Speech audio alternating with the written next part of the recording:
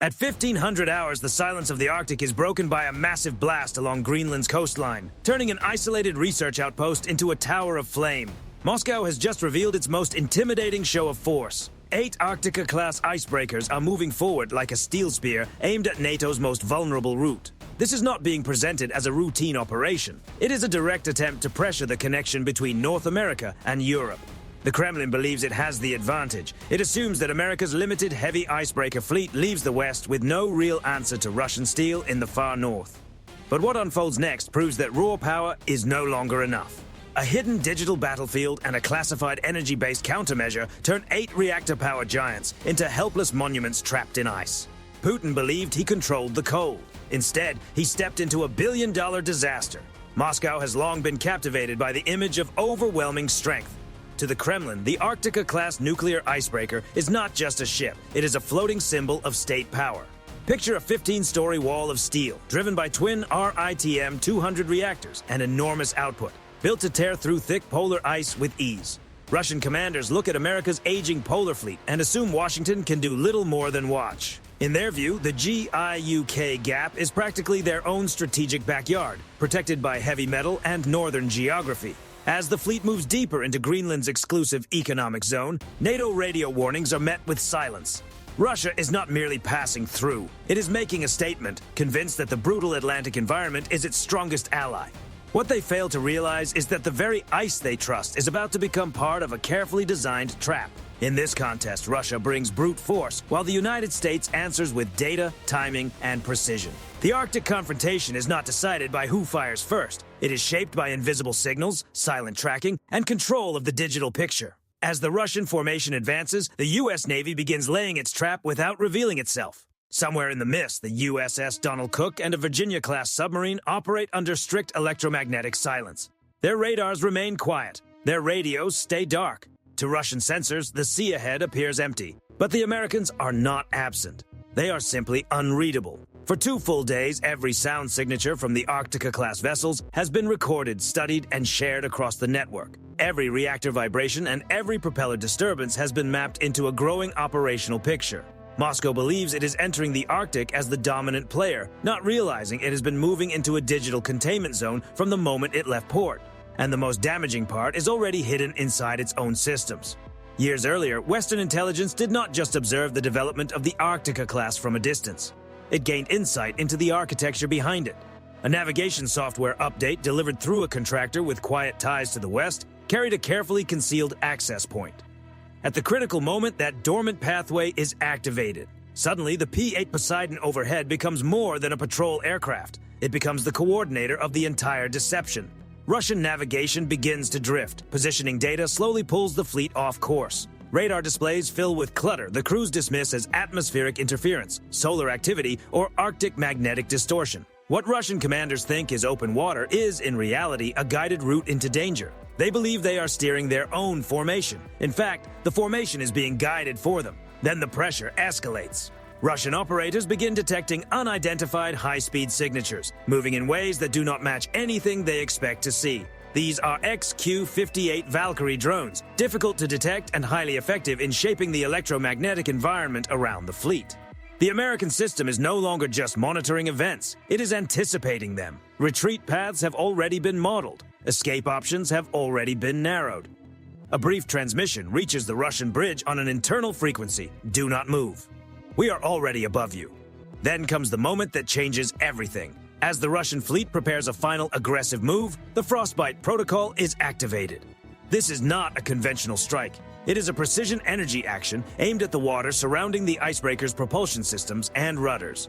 Within 1 minute, the sea itself becomes the restraining force. Water around the vessels hardens into dense ice, locking the ships in place.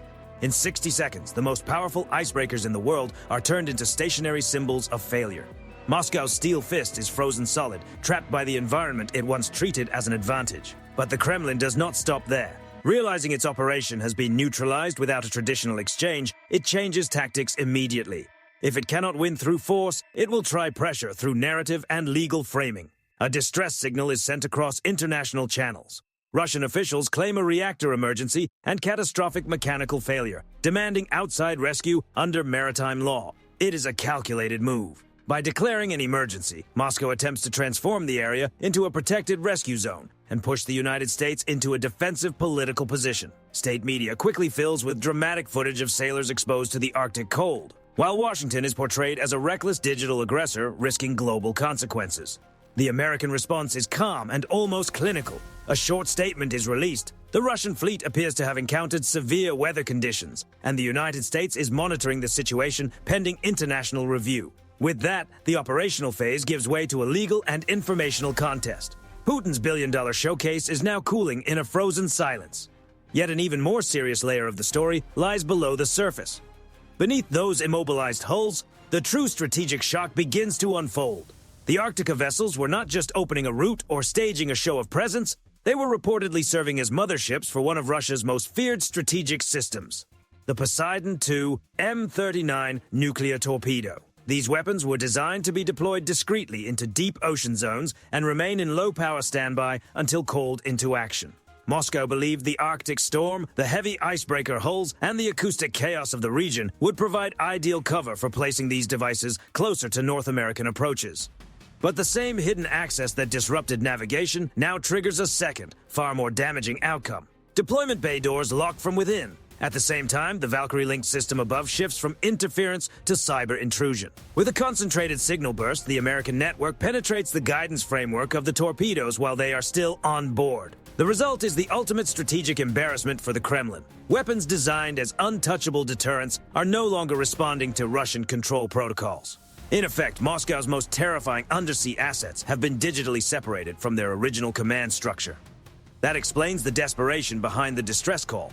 This is no longer just about trapped sailors or immobilized ships. It is about the loss of control over technology at the core of Russia's strategic image. The fake emergency narrative becomes less a rescue request and more an effort to conceal the scale of the intelligence and systems failure before the wider world can understand what happened. Russia arrived hoping to pressure the global economy and intimidate NATO. Instead, it ended up exposing vulnerabilities in some of its most sensitive capabilities. The larger lesson is harsh and unmistakable. The Arctica class represents the peak of an older way of thinking: thick steel, huge reactors, brute force, and visible dominance. But that model carries a weakness. In modern naval competition, the heaviest and most imposing platform can also become the most predictable and the most difficult to protect when the other side controls the information environment. Once the sea around those propulsion systems was turned into a trap, the ships became prisons of their own design.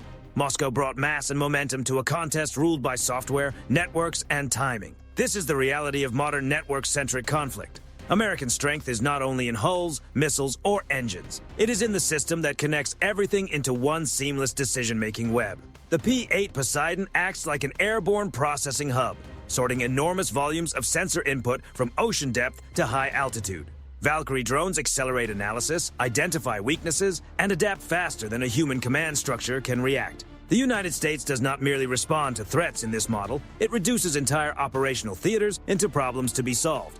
Russia, by contrast, continues to invest heavily in isolated instruments of force: large ships, specialty platforms, and dramatic strategic weapons. But the United States has built an integrated architecture that treats an enemy formation as a single variable inside a much larger equation. That difference changes everything. Imagine for a moment that Moscow had tried to break the trap by escalating with cruise missiles. The outcome would likely have been immediate and devastating for its own position. Aegis-equipped ships in the region would turn the sky into a graveyard for incoming threats. Any rapid kinetic escalation in such an environment would create political, military, and environmental fallout that the Kremlin could not easily contain. In the age of layered air defense and real-time digital coordination, launching the first missile may simply be the moment you confirm you are already behind. The message for Moscow is clear. In the 21st century, control of the Arctic will not belong to whoever has the thickest hull or the largest reactor output. It will belong to whoever owns the smartest network, the fastest processing chain, and the clearest operational picture. Every time Russia tries to project power into NATO's northern approaches, it also reveals more patterns, more signatures, and more data for Western systems to study. In that sense, each show of force risked becoming a training exercise for the other side. On January 21st, Moscow was reminded of something it underestimated: The United States is not standing still in the north, it is watching, calculating, and holding the advantage where it matters most, in the invisible layer above, below, and around the battlefield. Russia came to dominate the ice. Instead, it became a warning about what happens when industrial age confidence collides with algorithmic-era warfare. This outcome was not luck. It was the result of preparation, patience, and a doctrine built around information superiority. Moscow arrived ready to force open the board. It left realizing the board itself had already been rewritten. In today's strategic competition, America does not simply observe your platforms. It studies them, maps them, predicts them, and when the moment comes, can turn their own complexity against them. And one final note, this story is inspired by real-world tensions and technologies, but it is dramatized to help illustrate how modern military doctrine, digital systems, and strategic competition may work in practice. Some details are hypothetical by design. The goal is to explore military thinking, technology, and operational concepts in a way that is both engaging and easy to visualize for the audience.